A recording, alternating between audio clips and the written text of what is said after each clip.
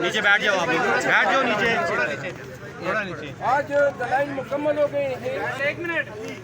ٹھیک ہے، آپ تھوڑی نیچے کر لیں۔ دونوں اطراف سے آرگومنٹس کورٹ نے سن لیے ہیں۔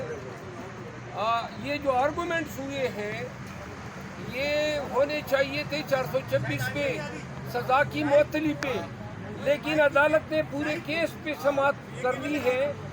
اب اس کے بعد ایک نیا مرحلہ سامنے پیش آیا ہے کہ حکم محفوظ کر لیا گیا ہے۔ اب عدالت نے حکم محفوظ کیا ہے کہ آج بھی سنا سکتے ہیں، کل بھی سنا سکتے ہیں۔ بہتر ہو پاکستان بھر کے عوام جو ہے ان میں انگزائٹی ہے، اگر یہ مقدمے میں آج فیصلہ سنا دیتے ہیں، کیونکہ معطلی ہے، شارٹ ٹرم سینٹنس ہیں، بہت ساری جو مشکوک غلطیاں تھی ٹرائل میں اس سے عدالت کو آگاہ کیا گیا۔ دوسری بات یہ ہے کہ ہمیں اندیشہ ہے کہ چیئرمین پی ٹی آئی کو اس کیس سے رہائی کے بعد ریاستی ادارے اور کیسز میں گرفتار کریں گے۔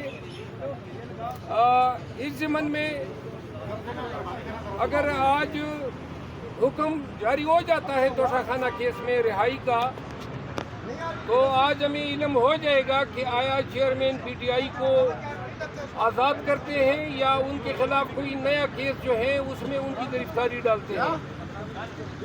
دوسری صورت میں پاکستان تحریک انصاف کی لیگل ٹیم جو ہے مجاز عدالت سے ریلیف کے لیے رجوع کرے گی۔ بہت شکریہ۔